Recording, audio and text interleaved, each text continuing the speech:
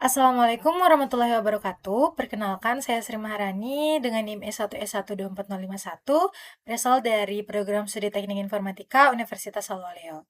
Pada kesempatan kali ini, saya akan mempresentasikan hasil penelitian saya yang berjudul Klasifikasi Resiko Stroke menggunakan teknik data mining dengan algoritma random forest berdasarkan data kesehatan pasien.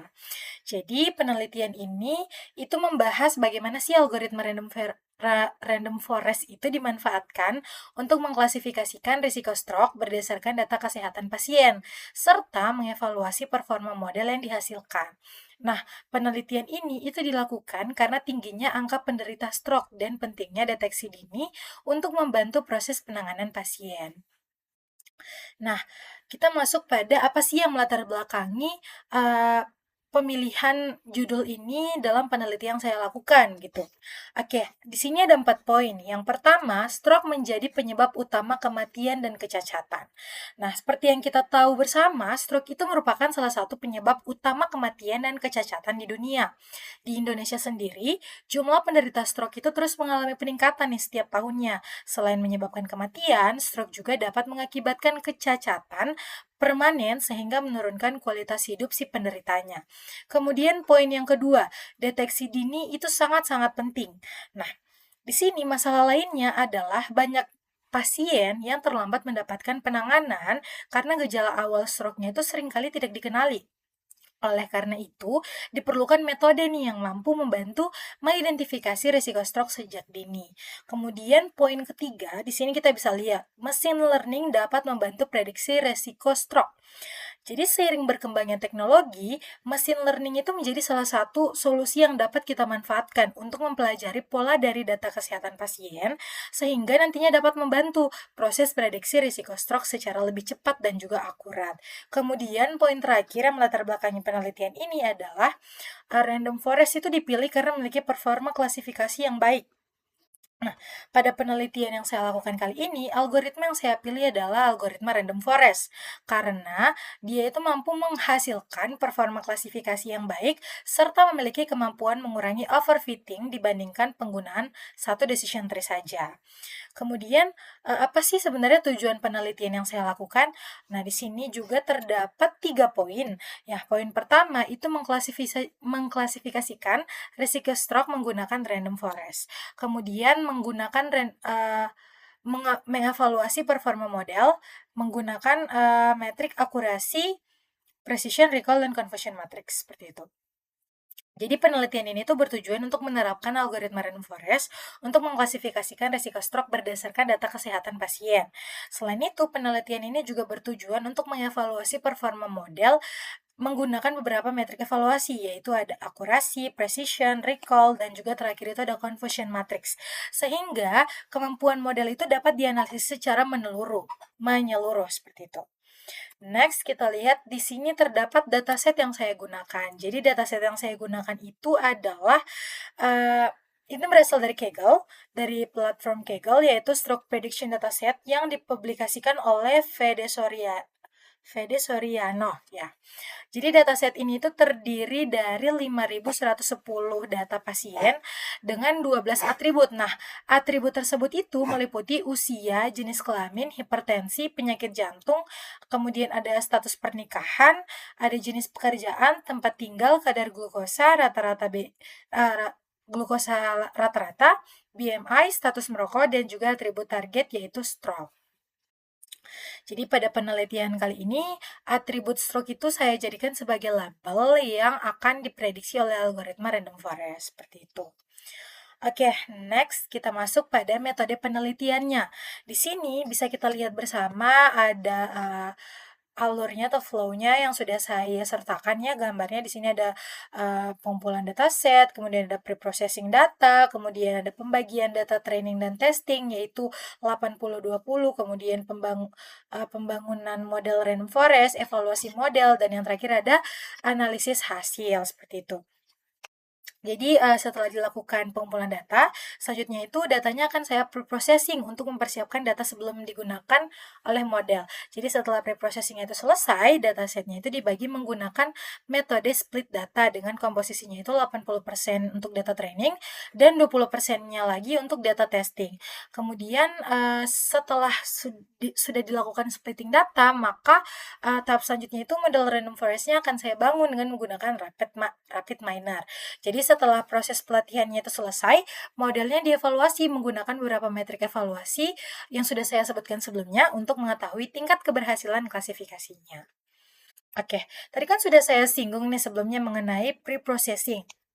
Nah, di sini kita akan bahas secara lebih lanjut mengenai pre-processingnya. Mungkin kita bisa langsung saja pada aplikasi Rapid Minernya agar lebih mudah gitu kita pahami karena kita langsung lihat secara langsung ya visualisasinya.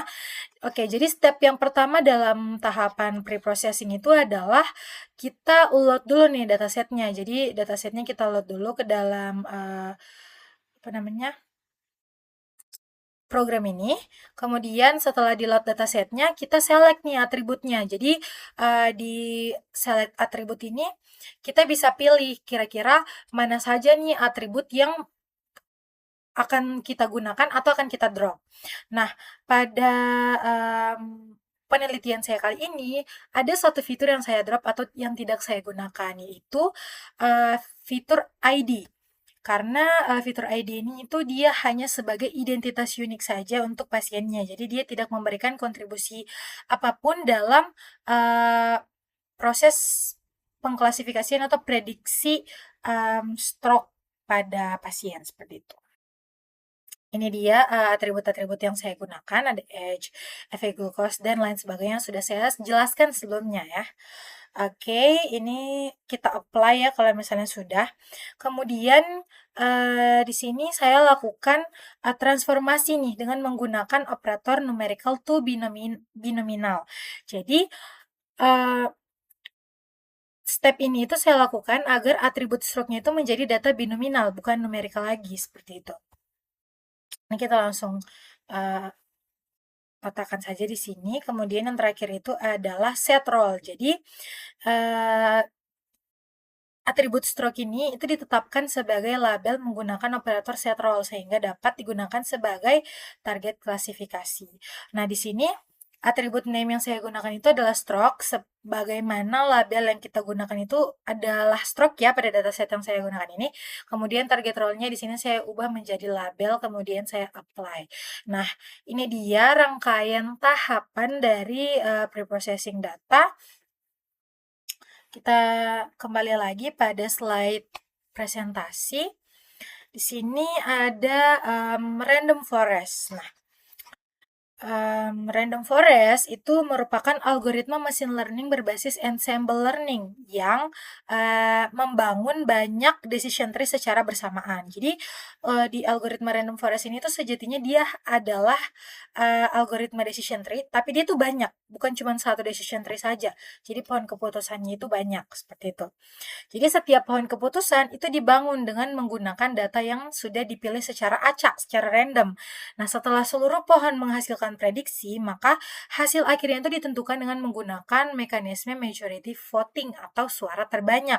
Nah, pada penelitian saya kali ini itu digunakan parameter bawaan yaitu parameter bawaan yang sudah ada pada rapid miner dengan jumlah pohon keputusan itu sebanyak 100 dan penggunaan banyak pohon keputusan itu membuat random forest lebih stabil dan mampu mengurangi resiko overfitting dibandingkan satu decision tree saja.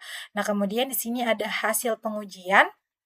Di sini kita bisa lihat untuk akurasinya itu kita dapatkan 95,45%, kemudian precisionnya itu 100%, kemudian recall-nya 6,53%, seperti itu.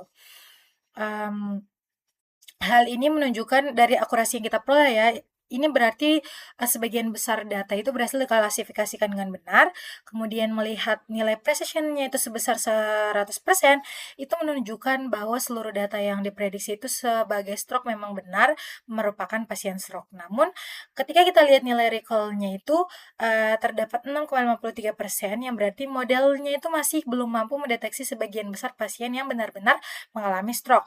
Dan kondisi ini itu menunjukkan bahwa meskipun modelnya itu memiliki akurasi yang tinggi, kemampuan mendeteksi seluruh kasus stroke itu masih perlu ditingkatkan lagi, seperti itu. Next, kita masuk pada confusion matrix. Nah, pada metode klasifikasi itu selalu ada confusion matrix ya untuk menganalisis hasil dari klasifikasi yang sudah dilakukan. Jadi, berdasarkan hasil dari confusion matrix, model yang saya bangun itu mampu mengklasifikasikan 3.889 pasien non-stroke dengan benar dan 13 pasien stroke dengan benar. Seperti itu. Dan tidak terdapat kesalahan false positif, artinya tidak ada pasien non-stroke yang diprediksi sebagai stroke, sedangkan terdapat 186 pasien stroke yang diprediksi sebagai non-stroke atau false negatif, seperti itu. Dan hal inilah yang menyebabkan nilai recall-nya tadi menjadi rendah, dan kondisi tersebut itu dipengaruhi oleh distribusi dataset yang memang tidak seimbang, di mana jumlah data non-stroke-nya itu jauh lebih banyak dibandingkan data stroke.